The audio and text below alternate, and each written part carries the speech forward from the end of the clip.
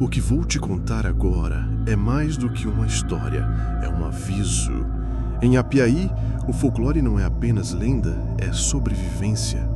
Se você gosta de histórias reais com um toque sombrio, se inscreve agora no canal Folclore Dark. O assobio do Frite. No coração do bairro Campininha, em Apiaí, vivia Zeca, um homem conhecido por sua simpatia e por suas longas conversas no centro da cidade. Zeca era um trabalhador incansável, sempre disposto a ajudar os amigos e a compartilhar histórias e risadas. Suas noites eram frequentemente passadas no bar local, onde ele e seus amigos desfrutavam de pinga, contavam causos e riam alto, sem se importar com a hora. Uma noite, como de costume, Zeca estava no bar, rodeado por seus amigos mais próximos. A noite estava estrelada e a lua cheia iluminava as ruas de Apiaí. Entre uma história e outra, Zeca sempre encontrava uma maneira de fazer todos rirem. Era quase uma competição amigável para ver quem contava a melhor história. À medida que a noite avançava, o bar começou a esvaziar e logo Zeca se viu sozinho com seus dois melhores amigos, João e Pedro. "Zeca, já está tarde, cara. Não acha que é hora de irmos para casa?" perguntou João, olhando para o relógio. "Ah, João, não seja por isso. A noite ainda é jovem", respondeu Zeca, rindo e pedindo mais uma rodada. Pedro, sempre o mais sensato do grupo, tentou convencer Zeca a ir embora. "Zeca, amanhã temos que trabalhar cedo. Vamos embora, cara." Tá bom, disse Zeca, finalmente se rendendo. "Mas só mais uma rodada e aí vamos." Após mais algumas risadas e histórias, Zeca finalmente se despediu dos amigos e pegou o caminho de volta para casa. A estrada que levava ao seu bairro passava por um trecho conhecido como Frite, um pedaço de mata fechada e úmida, cercado de histórias antigas e silêncios espessos.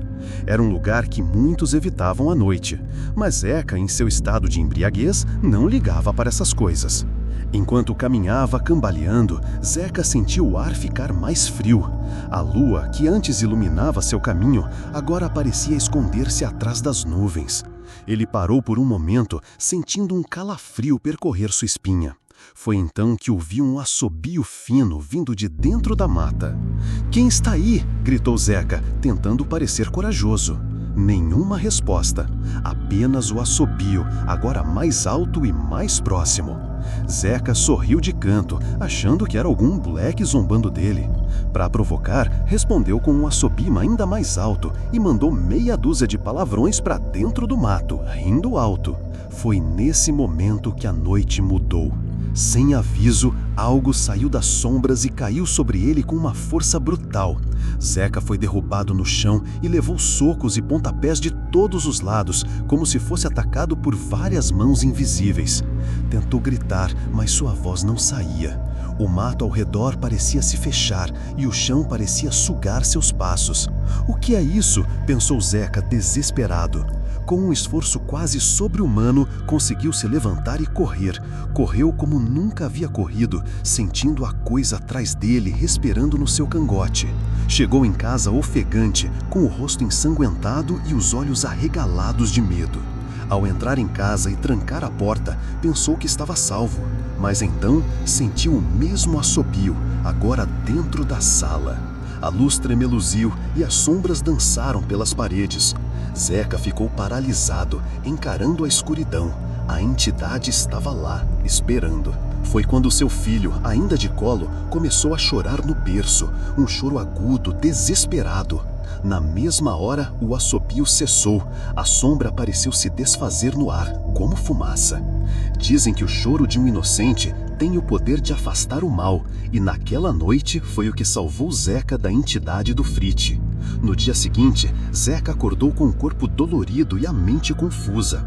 Sua esposa, preocupada, perguntou o que havia acontecido, mas Zeca apenas balançou a cabeça sem querer contar os detalhes.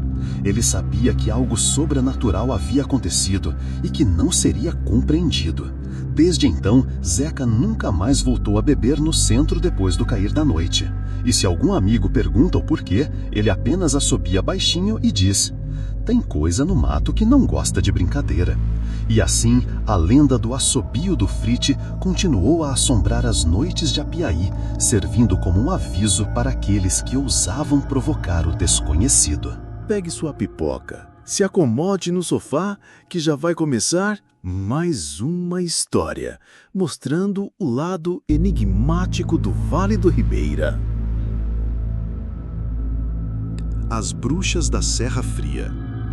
Muito antes de os postos de saúde se espalharem pelo interior, as mulheres de Apiaí davam à luz em casa, com a ajuda de parteiras experientes, que sabiam mais sobre vida e morte do que qualquer doutor de cidade grande. Essas parteiras eram respeitadas e temidas, pois possuíam um conhecimento ancestral que ia além da medicina convencional. Foi numa dessas casas de madeira no bairro Serra Fria, entre a mata fechada e o vento cortante da noite, que nasceu Lorena, filha da jovem Maria das Dores. O parto foi difícil e prolongado, e o choro da criança demorou a vir. A casa estava cheia de mulheres da comunidade, todas rezando e oferecendo apoio a Maria. O ar estava pesado e uma tensão palpável enchia o ambiente. Quando finalmente a criança respirou, o céu trovejou mesmo sem sinal de chuva, fazendo com que todas as presentes se olhassem com preocupação. A velha parteira, Dona Etelvina, uma mulher de mãos calejadas e olhos profundos, olhou para a criança com os olhos apertados e disse em voz baixa: "Essa criança vai chamar a atenção, e não só de gente viva." As palavras de Dona Etelvina ecoaram na mente de Maria, que já estava exausta e assustada. O pai de Lorena era um forasteiro que havia sumido antes do parto, deixando Maria sozinha para enfrentar as consequências. O batismo da menina foi adiado, pois Maria pensava em resolver tudo depois, quando estivesse mais forte. Mas na mesma semana, algo começou a rondar a casa à noite. Primeiro foram os galos que pararam de cantar, algo incomum e perturbador. Depois, as cabras começaram a gemer e sangrar pelo umbigo, um sinal que fez o coração de Maria gelar. Mas foi só quando a menina acordou com marcas roxas no ventre, como pequenas mordidas, que Maria se lembrou das histórias que a avó contava quando ela era criança. As bruxas da serra, elas vêm à noite buscar o umbigo das crianças não batizadas, chupam até a alma sair. Desesperada, Maria foi até a casa de Dona Etelvina, que morava em uma cabana isolada no meio da mata. A parteira, ao ouvir o relato de Maria, não hesitou. Ela foi até um armário antigo e retirou uma tesoura de ferro, velha e pesada, com a recomendação: "Abra em cruz e ponha na cabeceira da criança, e não deixe vela apagada na casa, nem por um segundo."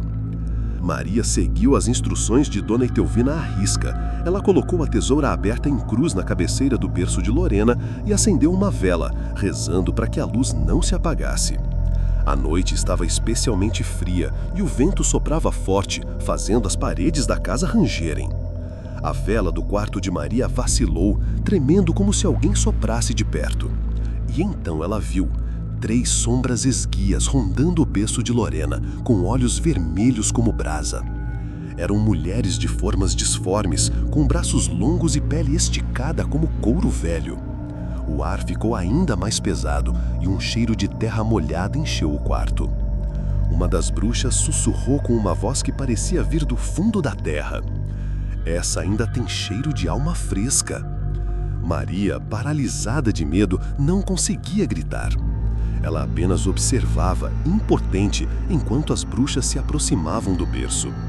Mas quando tocaram a beirada do berço, a tesoura brilhou como se fosse prata sobre o luar.